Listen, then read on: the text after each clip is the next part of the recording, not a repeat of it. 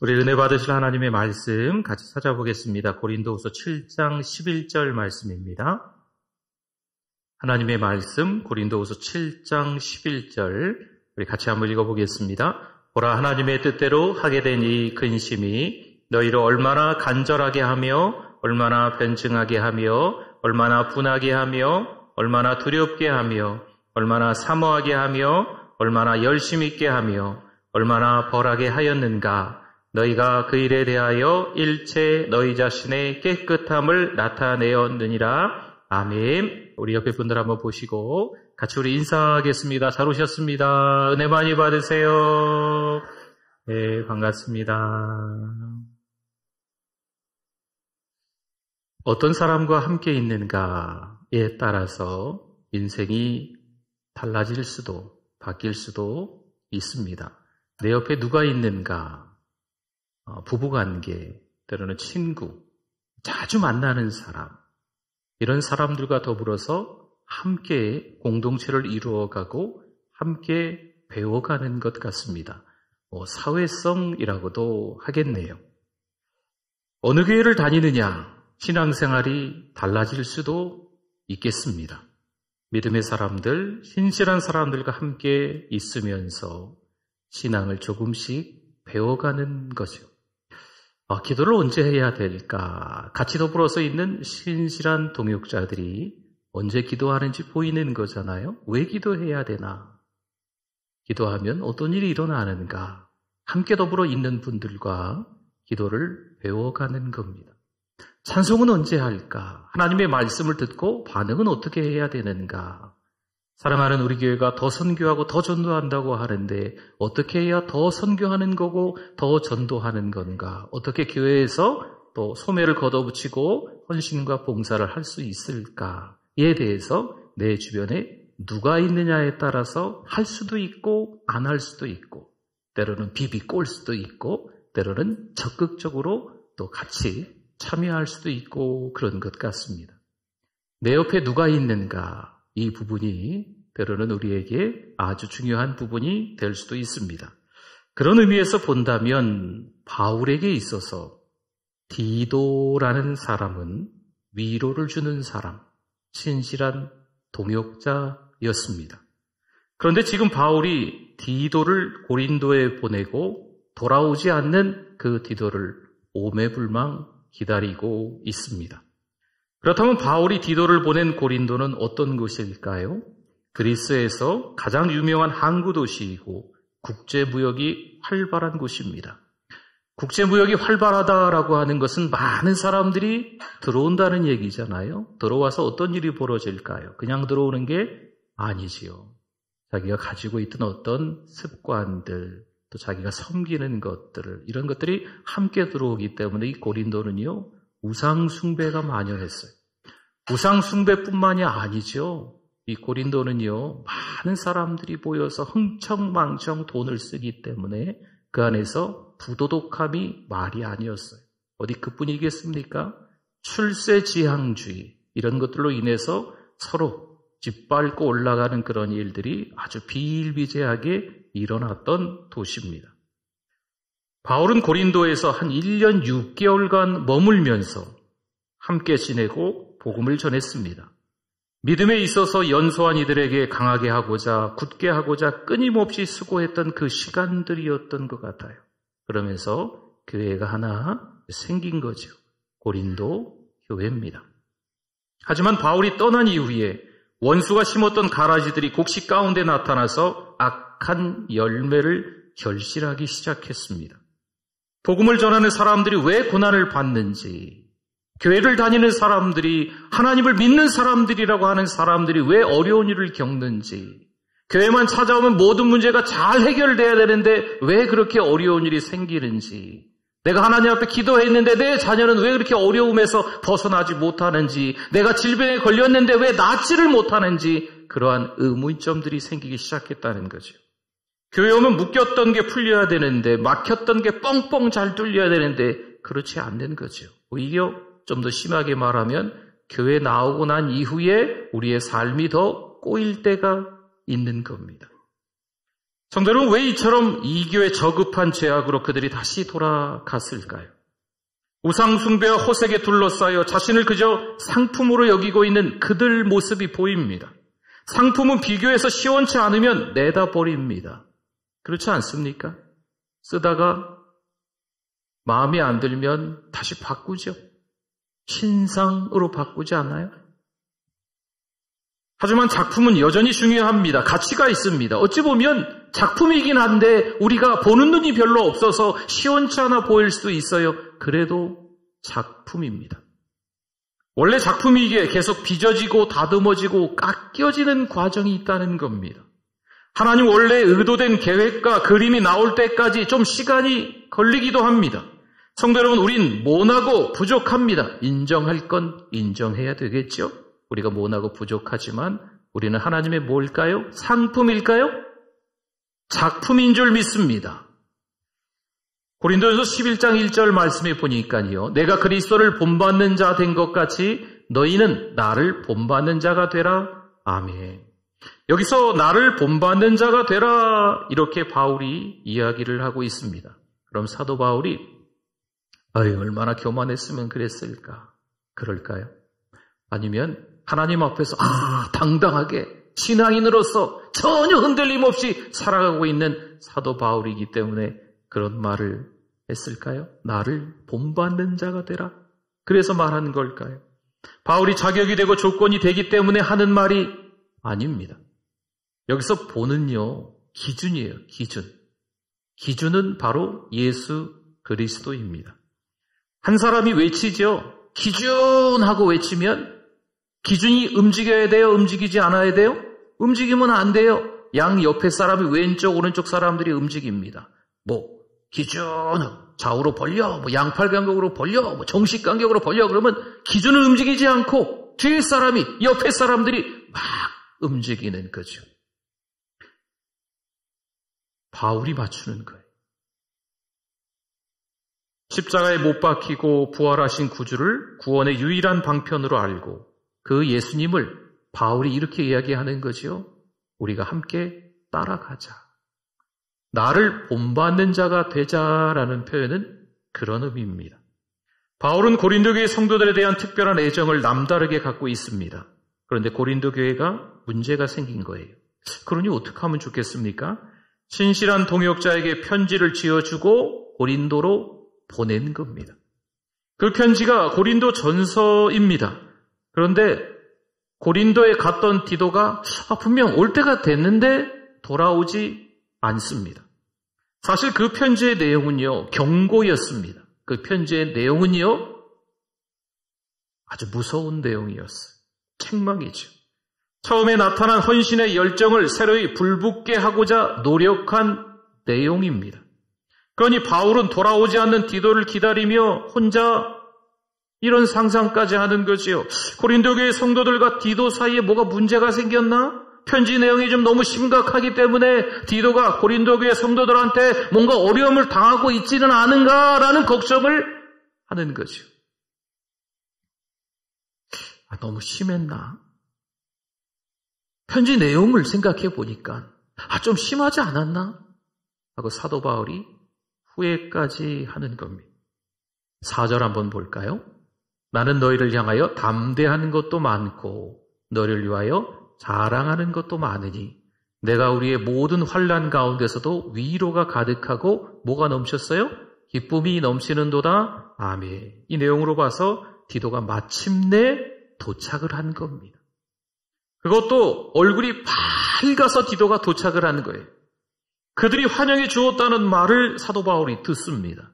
고린도 교회 성도들이 그 편지를 읽고 눈물을 흘리며 회개했다라는 것을 듣는 거죠. 잘못된 삶을 고쳤다는 거예요. 그러니 바울이 얼마나 기뻤을까요? 그래서 기쁨이 넘쳤다 이렇게 표현하는 겁니다. 7절 한번 볼까요?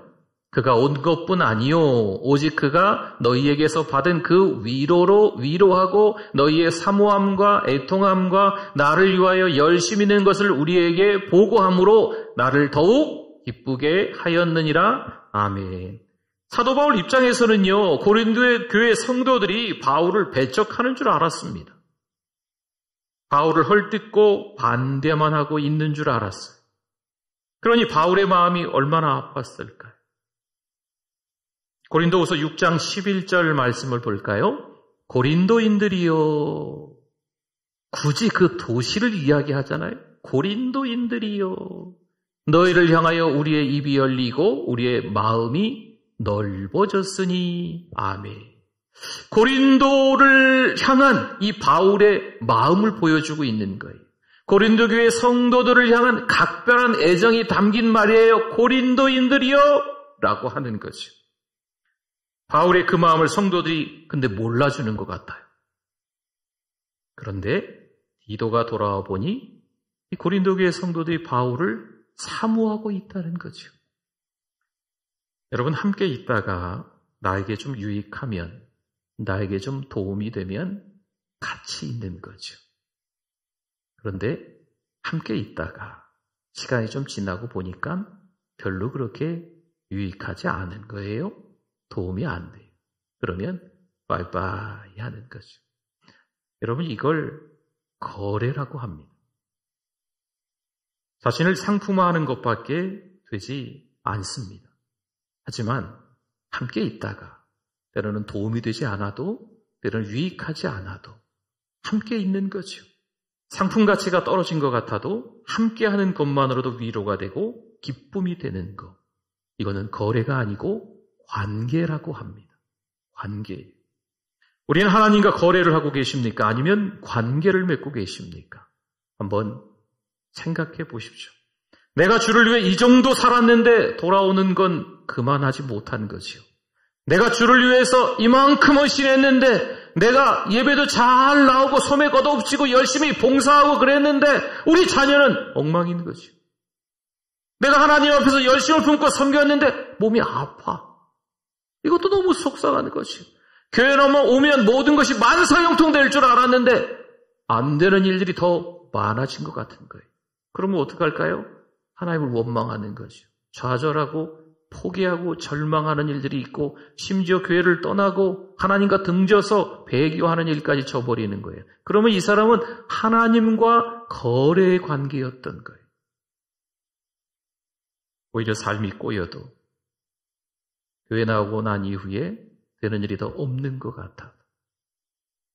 내가 주를 위해서 어떻게 살았는데, 그럼에도 불구하고 참 힘들고 어려운 역경의 삶이 지속이 되고 있어도 하나님의 함께 하심을 깨닫고 감사하며 이 사람은 하나님과 관계를 맺고 있는 겁니다. 하나님은 우리의 아버지가 되시고 우리는 그분의 자녀가 되는 줄 믿습니다. 10절 말씀 볼까요? 하나님의 뜻대로 하는 근심은 후회할 것이 없는 구원에 이르게 하는 회개를 이루는 것이요, 세상 근심은 사망을 이루는 것이니라. 아멘. 바울이 디도편의 편지를 보내고 좀 심했나 하며 후회했다 말씀드렸잖아요. 마치 부모가 너무 화가 나서 이야기를 하는 거죠. 아이고, 저 녀석은 괜히 낳았어. 저 녀석 낳고 더 힘들어. 어찌까지 말도 안 듣고. 그럼 진짜 이 부모의 속마음이 그럴까요? 아니잖아요. 여러분, 이걸 수사법이라 그래요.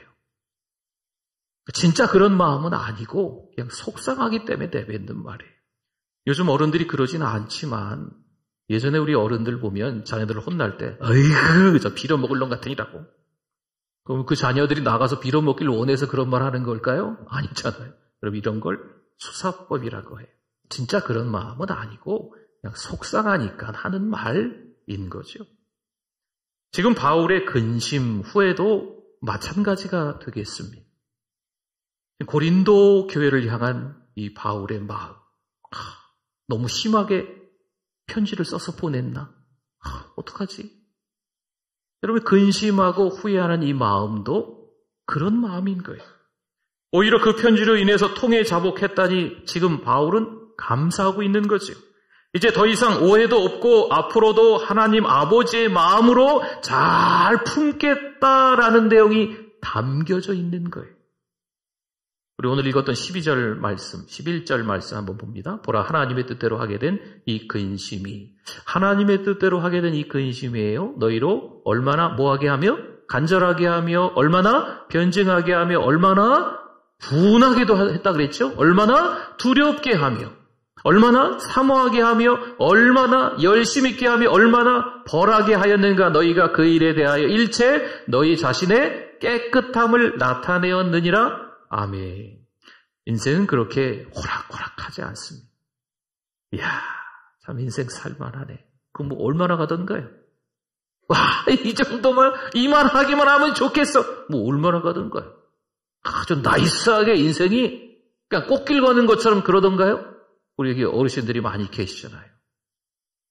나는 지금 70년, 80년, 90년 살아가면서 늘 꽃길만 걸었어. 혹시 그렇게 얘기하실 분이 있으실까요? 아니거든. 만만하지 않습니다. 인생이 그렇게 쉽게 모든 일들이 풀리지는 않습니다.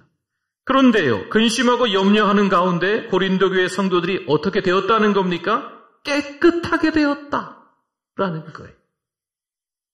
참 시끌시끌했는데 여러 가지로 참 정신없었는데 그럼에도 불구하고 지금 사도 바울은요, 고린도에 보내는 두 번째 편지인 7장 11절에 보니까 깨끗하게 되었다 말하는 거예요. 이거를 조금 쉽게 해석을 하면요, 주만 바라보게 되었다. 하나님만 바라보게 되었다라는 말이죠. 이런 일도 있고 저런 일도 있고 복잡미묘한 여러 가지 대소사 일들이 있는데 그 일들을 통하여서 깨끗하게 되었다라는 말씀은 그 일을 통해서 누구만 바라보게 되었다? 하나님만, 주님만 바라보게 되었다는 말입니다. 여러분, 여기서 깨끗함은요, 작은 한 털럭의 티, 얼룩, 금 이런 것도 없다라는 표현일까요? 그렇지 않아요. 깨끗함은 물론 거룩으로도 바꿀 수 있습니다. 여러분, 거룩은요, 다른 거 아니에요. 오직 누구만 바라본다? 하나님만, 주님만 바라본다는 의미입니다. 바울이 노심초사하고 근심하고 후회하는 것처럼 보이지만 오히려 디도를 보내 고린도 교회 성도들이 달라졌습니다. 사실 문제는 너무나도 다양했어요. 고린도전서 1장부터 끝장까지 내용을 보면 이 고린도 지역에 있는 이 고린도 교회가 얼마나 문제가 많았는지 현대 오늘의 교회의 모습과도 너무 흡사한 부분이 많을 정도로 이 문제, 저 문제, 그 문제들이 너무나도 많이 있는 거예요. 근데 그런 문제들의 핵심 원인이 뭔지 아십니까? 자기밖에 모른다는 거예요. 자기 생각만 한다는 거죠. 내가 기분 나쁘다는 거죠. 내 자존심이 상했다는 거죠. 자기 중심적인 삶에서 벗어나서 서로 사랑해야 한다라는 그런 내용이 편지의 많은 분량으로 그래서 이 고린도전서에 할애하고 있는 겁니다. 물론 여전히 소수의 무리들이 바울의 지도력과 자격을 공격합니다. 그렇죠. 바울의 의도를 곡해하여 그의 말을 비꼬며 교훈을 무시합니다. 하지만 대부분의 성도들에게 이 첫 번째 편지가 잘 전달된 겁니다. 고린도 교회 성도들이 오직 주님만 바라보게 된 것이 바울에게는요, 오늘 고린도후서 7장 내용의 흐름을 보면 큰 위로가 되고 오히려 그게 기쁨이 넘쳤다라고 여러 차례 한 4-5번 이상 기쁘다라는 말을 반복해서 여기 7장에서 사용하는 것을 볼 수가 있습니다. 보세요. 교회에서 섬길 때 여러분 쉽게 여러분이 어떻게 섬기면 좋겠다 생각하는 대로 되던가요? 저는 아니더라고요. 때로는 기도하고 분명한 목적을 세우고 소매를 걷어붙이고 교회를 열심히 하기 위해서 계획하고 또 선교하는 교회, 더 전도하는 교회가 되기 위해서 많은 것들을 막 알아보고 수소문해보고 하나님 앞에 또 매달려보고 해서 딱 했는데 이게 안 될 때도 있어요. 그럼 어떻게 할까요? 에이, 기분 나빠. 하나님의 일인데 기분 나쁘다고 자기 뜻대로 안 됐다고 때려치면 될까요? 아니잖아요. 그럼 뭐 해야 될까요? 기도해야죠. 다 같은 마음을 품을 때까지 기도하면서 다시 분명한 목적을 가지고 다시 준비하는 거예요. 여러분, 우리 믿음의 사람들은요, 때로는요, 이렇게 신앙으로 살아갈 때 교회 안에서 교회 밖에서 어려운 일이 있다 없다? 있습니다. 근데 있으면 있을수록 우리 자신이 한번 돌아봐야 돼요. 내가 기분 나빠 죽겠어. 나 자존심 상해 죽겠어. 왜 나에게 이러는지 모르겠어. 혹시나 그런 마음이 우리 가운데 있었다면 좀 바꾸셔야 돼요. 아, 내가 부족하구나. 부족한데 하나님께서 목사로 세워주셨구나. 부족한데 하나님의 자녀로 세워주셨구나. 문제투성인데 보잘것없는데 뭐가 하나 있음에도 불구하고 하나님의 자녀로 삼아주셔서 신앙이 되게 해주셨구나 라는 것이 먼저여야 됩니다. 그래야 그 다음에 기도하면서 누구를 바라볼까요? 하나님을 바라보는 거죠. 하나님 바라보는 거예요. 사람 바라보고 이러면 안 돼. 성도 여러분, 깨끗하게 되었다라는 것은요, 완벽해졌다라는 표현이 아닙니다. 하나님과 붙어있게 되었다 라는 말이에요. 하나님과 붙어있게 되었다. 여러분, 거룩이라는 것은요, 한눈 팔지 않게 되었다. 이런 말로 바꿀 수 있습니다. 하나님이 내가 하는 거, 생각하는 거 모두 아시는 줄 믿습니다. 그렇습니다. 아무리 생각해도 우리가 하나님의 자녀이지만 좀 부족한 게 많은 것 같아요. 좀 뭐가 나 있죠. 좀 삐딱하지. 그렇죠? 이 세상에 살아가다 보니까요, 세상에 많은 것들을 듣고 보고 하다 보니까 잘 분별한다고 하는데도 불구하고 그러한 것들 때문에 우리 옆에 있는 어떠한 사람들, 우리가 함께 바라보는 어떠한 것들로 인해서 어떤 경우에는 우리가 너무 하나님 앞에서 걸맞지 않은 사람이 되어질 때가 있다는 거죠. 사랑하는 성도 여러분, 잘 기억하십시오. 그럼에도 불구하고 우리는 하나님을 바라봐야 될 줄 믿습니다. 참 세상이 나빠. 저 산속에 들어가 살아가야 되겠어. 여러분, 이게 아니에요.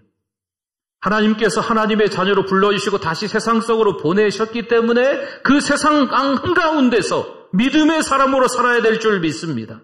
그런데 우리가 생각하는 대로 다 된다? 안 된다. 세상이 그렇게 호락호락하다? 아니다. 그러나 그때 누구를 바라봐야 된다고요? 하나님을 바라봐야 돼요. 이번 한 주간도 하나님 바라보며 사시기를 축원합니다. 아멘. 우리 말씀 기억하면서 주여 한번 부르시고 기도합니다. 주여, 하나님 아버지 은혜를 감사합니다. 부족한 목사가, 부족한 우리 믿음의 사람들입니다. 하나님 아버지, 그럼에도 불구하고 자녀 삼아주셔서, 아들과 딸 삼아주셔서 감사합니다. 하나님만 의지하고 살아가는 우리들 되게 하여 주시옵소서. 이러쿵저러쿵 말 많은 세상 가운데 정신 똑바로 차리고 부족함을 깨달아서 더 겸손과 온유로 하나님만 바라보고 또 다른 한 주를 살아갈 수 있도록 은혜 주실 줄 믿습니다. 하나님 아버지 은혜를 감사합니다. 우리를 얼마나 많이 사랑하시는지 오늘 말씀을 통해서도 깨닫게 됩니다. 바울이 고린도 교회 성도들을 향한 마음 잘 알게 되었습니다. 하나님께서 우리를 얼마나 사랑하고 계신지 한눈 팔지 말고 한 주 동안 부지런히 믿는 자로서 살아갈 수 있도록 은혜 더하여 주시옵소서. 예수님의 이름으로 기도드립니다. 아멘.